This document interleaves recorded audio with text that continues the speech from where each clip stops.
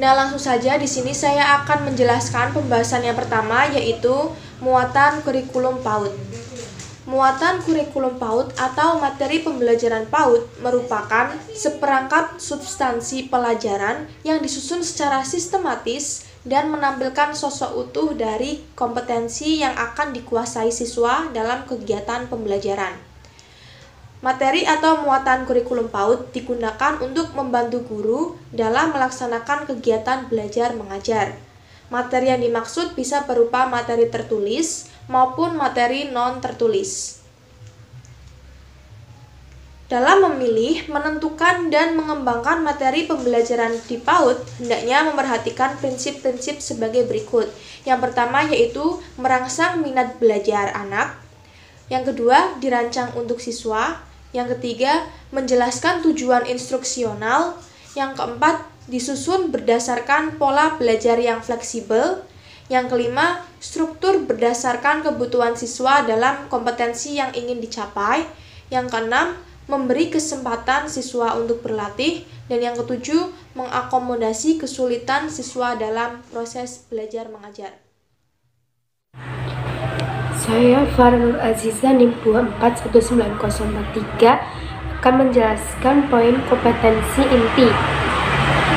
Kompetensi inti ini sendiri dapat diartikan standar kompetensi lulusan dalam bentuk kualitas yang harus dimiliki oleh peserta didik yang telah menyelesaikan pendidikan pada satuan pendidikan tertentu. Kompetensi inti dibagi menjadi 4 aspek, yang diantaranya kompetensi inti atau KI1, kompetensi inti 2 atau KI2, kompetensi inti 3 atau KI3, kompetensi inti 4 atau KI14. Kompetensi inti 1 untuk menkompetensi sikap spiritual yang diantaranya pembentukan peserta didik yang beriman, bertakwa, menghormati, menghayati, dan mengamalkan ajaran agama yang dianut. Kompetensi inti 2 untuk menkompetensi sikap sosial yang diantaranya siswa mampu berakhlak mulia, mandiri, demokrasi, dan bertanggung jawab. Kompetensi inti 3 yaitu pengetahuan yang mengarah pada pemahaman siswa dalam proses pembelajaran. Pembelajaran bertujuan untuk mengukur kemampuan peserta didik pada 4 dimensi pengetahuan yang diantaranya 1. Pengetahuan faktual, 2. Pengetahuan konseptual, 3. Pengetahuan prosedural, dan 4. Pengetahuan metakognitif. Kompetensi inti 4 yaitu kompetensi keterampilan untuk mengembangkan dan mengeksplorasikan pengetahuannya. Tahapan-tahapan dalam mengukur keterampilan peserta didik diantaranya melalui aktivitas mengamati, menanya, mencoba, menalar, menyajikan, dan menciptakan. Saya Insan Musyadati, NIM 2419019. Di sini saya akan menjelaskan tentang kompetensi dasar. Kompetensi dasar merupakan tingkat kemampuan dalam konteks muatan pembelajaran, tema pembelajaran, dan pengalaman belajar yang mengacu pada kompetensi inti. Rumusan kompetensi dasar dikembangkan dengan memperhatikan karakteristik dan kemampuan awal anak, serta tujuan setiap program pengembangan.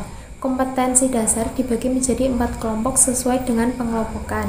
Dalam kurikulum 2013 PAUD, standar tingkat pencapaian pertumbuhan dan perkembangan anak pada akhir layanan TK tergambar pada kompetensi inti yang mencakup kompetensi inti sikap spiritual, sikap sosial, pengetahuan, dan keterampilan. Kompetensi inti merupakan gambaran pencapaian standar tingkat pencapaian perkembangan anak pada akhir layanan pendidikan anak usia dini usia 6 tahun. Pembahasan selanjutnya yaitu memahami rumusan dalam kompetensi dasar. Berikut adalah beberapa hal yang perlu diperhatikan dalam memahami rumusan dalam kompetensi dasar. Yang pertama yaitu setiap KD atau kompetensi dasar dikembangkan sekurang-kurangnya menjadi 2 indikator, di mana keseluruhan indikator memenuhi tuntutan kompetensi yang tertuang dalam kata kerja yang digunakan dalam KD.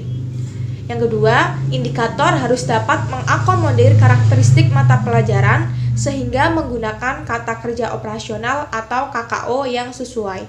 Dan yang ketiga, indikator dirumuskan dalam kalimat yang simpel, jelas dan mudah dipahami, tidak menggunakan kata yang bermakna ganda, serta hanya mengandung satu tindakan dan satu materi saja. Saya, Tia Aisyah Fitri, NIM 2419031, akan menjelaskan mengenai lama belajar.